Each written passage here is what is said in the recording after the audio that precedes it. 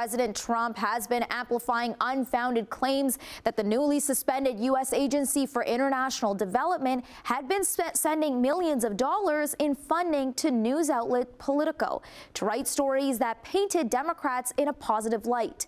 In a White House briefing yesterday, Trump's press secretary said the government would be canceling the $8 million going towards the media outlet. Tessa Bennett joins us more with all the details. Where did these claims come from? Manisa, this storyline came from a conservative political commentator trying to connect a payroll issue at Politico and USAID's work stoppage. It stoked conspiracy theories about federal spending, and the White House is now canceling subscriptions to the news outlet. I was made aware of the funding from USAID to media outlets, including Politico, who I know has a seat in this room. And I can confirm that the more than $8 million taxpayer dollars that have gone to essentially subsidizing subscriptions to Politico on the American taxpayers' dime will no longer be happening. In Wednesday's White House briefing, Press Secretary Caroline Leavitt announced the federal government would cancel $8 million worth of subscriptions to media company Politico. And it's connected to the recent decision from Trump to suspend the United States Agency for International Development, known as USAID. The president amplified a viral and misinformed claim that media outlets, namely Politico and the Associated Press, were getting payments from the humanitarian agency.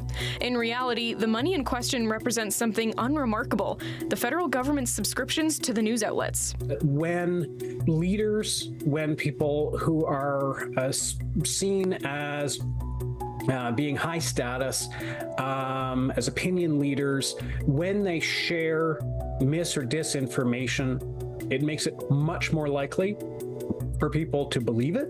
Reporters were quick to point out the false statements being made. A reporter with AP noted agencies, not just USAID, buy subscriptions for Politico's products, not because the company is receiving grants or other federal funding, but for the purpose of getting news. Trump's administration zeroed in on the false narrative after conservative political commentator Kyle Becker posted about it on social media.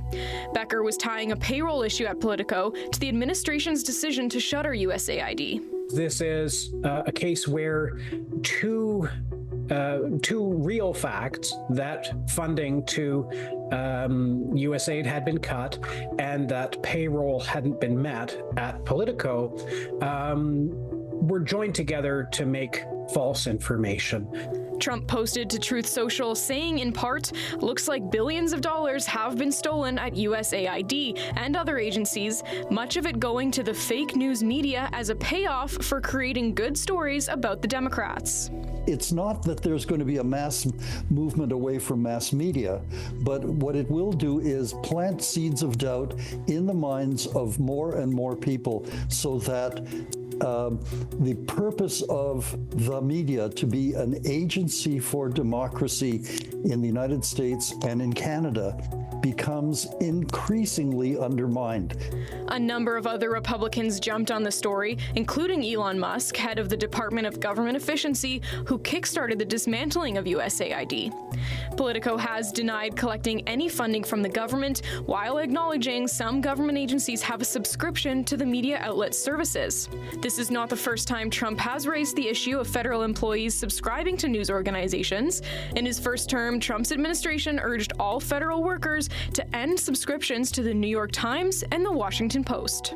I think that the purpose of trying to divide our culture and our media from their credibility with the public is exactly what they're trying to do.